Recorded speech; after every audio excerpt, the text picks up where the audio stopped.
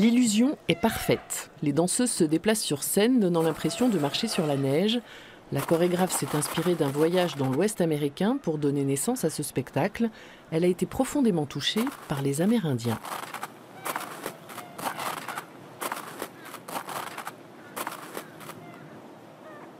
C'est cette espèce de verticalité très très forte, moi, que j'ai rencontrée là-bas, qui est une espèce de représentation d'une dignité, quoi, d'un peuple. Ils appellent donc la musique des powwows, c'est essentiellement ce tambour, hein, qui est un tambour sacré. Et c'est le battement de cœur du peuple amérindien, c'est comme ça qu'ils le nomment. Mais encore une fois, ce battement de cœur, cette pulsation originelle que moi j'ai été un peu chercher, c'est une chose qu'on retrouve dans plein de traditions. Oui.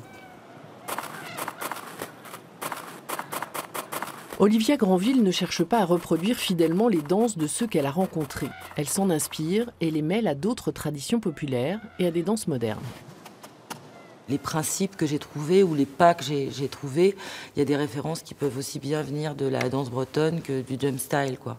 Donc il y a des choses que j'ai essayé de reprendre comme des principes, en fait, notamment ce petit pas de base qui est très simple et qui est une marche, en fait, mais une marche où l'accent est vraiment marqué vers le haut, en fait, et non pas appuyé dans le sol, contrairement aux représentations folkloriques et racistes qu'on peut voir, par exemple, dans les westerns, quand on voit les Indiens danser. Ben non, pas du tout, c'est pas du tout ça.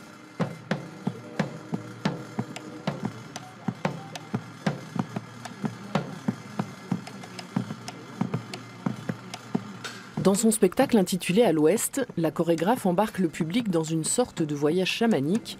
Pour vivre cette expérience, le rendez-vous est donné ce soir et demain au centre d'animation de Beaulieu, à Poitiers.